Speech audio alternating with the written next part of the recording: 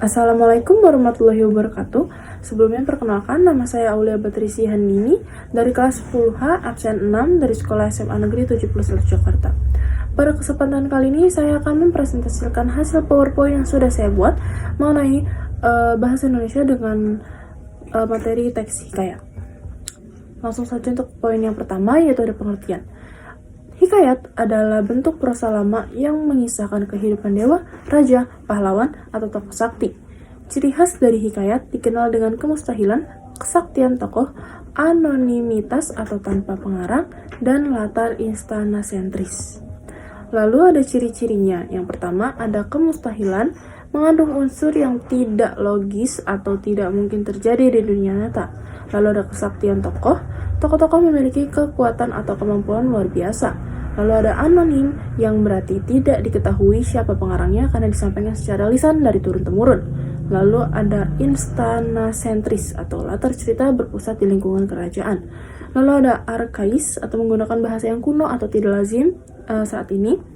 Lalu yang terakhir ada pendidikan moral, menggunakan pesan moral dan tidak berkehidupan. Selanjutnya ada struktur. Yang pertama ada abstrak atau ringkasan cerita yang bersifat opsional. Yang kedua ada orientasi, pengenalan latar seperti tempat, waktu, suasana, dan tokoh cerita. Yang ketiga ada komplikasi, munculnya masalah atau konflik yang ada di dalam cerita. Lalu ada evaluasi, tahap konflik mulai diatasi atau dievaluasi. Yang kelima ada resolusi atau penyelesaian konflik. Lalu yang terakhir atau yang keenam ada koda, bagian penutup yang berisi pesan moral atau opsional.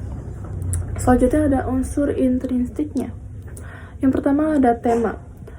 Di dalam tema ini ada ide pokok atau gagasan utama dalam cerita. Lalu ada alur atau plot, rangkaian peristiwa yang membentuk cerita seperti cerita maju, mundur, atau campuran. Lalu tokoh dan penokohan, pelaku dalam cerita, dan cara pengarang menggambarkan karakter tokoh. Lalu ada latar atau setting seperti tempat, waktu, dan suasana terjadinya peristiwa. Lalu ada sudut pandang seperti cara pengarang memandang atau menceritakan kisah. Lalu ada amanat, pesan moral yang ingin disampaikan pengarang. Lalu ada gaya bahasa, cara pengarang menggunakan bahasa, termasuk majas dan diksi. Lalu ada unsur ekstrinsik. Yang pertama ada latar belakang masyarakat seperti kondisi sosial, budaya, dan politik saat hikayat diciptakan. Lalu ada latar belakang pengarang seperti pengaruh latar belakang pengarang seperti meskipun anonim pada cerita. Lalu ada nilai-nilai yang terkandung seperti nilai moral, agama, budaya, sosial, dan pendidikan. Lanjut, ada kaidah kebahasaan dari teks hikayat. Yang pertama ada bahasa arkais atau berarti menggunakan kata-kata kuno. Contohnya seperti syahdan, alkisah, hatta, dan maka. Yang kedua ada konjungsi temporal atau kata penghubung waktu. Contohnya seperti setelah itu, kemudian, dan sebelumnya. Yang ketiga ada kata keterangan atau adverbia yang berarti memberikan informasi tambahan. Contohnya dengan, segera, dan di sana.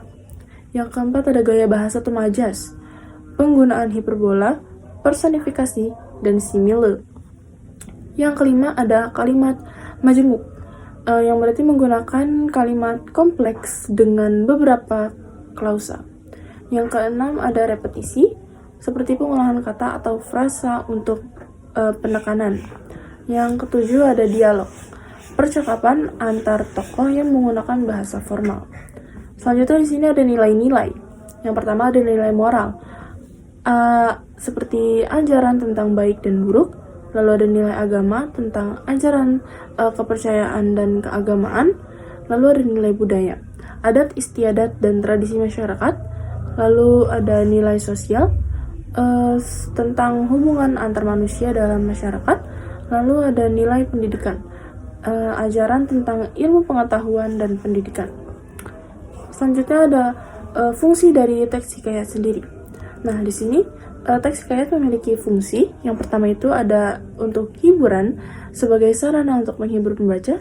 Yang kedua ada pendidikan, sebagai media untuk menyampaikan nilai-nilai moral dan pendidikan. Lalu yang ketiga ada pelestarian budaya, sebagian upaya melestarikan nilai-nilai budaya dan tradisi. Selanjutnya ada cara penganalisis teks hikayat. Yang pertama, membaca hikayat dengan seksama. Yang kedua, mengidentifikasi unsur intrinsik seperti tema, alur, tokoh, latar, dan lain-lain. Yang ketiga, ada mengidentifikasi unsur ekstrinsik seperti latar belakang, masyarakat, dan nilai-nilai.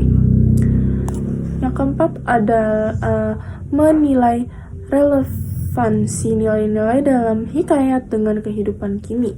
Yang kelima, ada menganalisis struktur hikayat seperti abstrak, orientasi, komplikasi, dan lain-lain.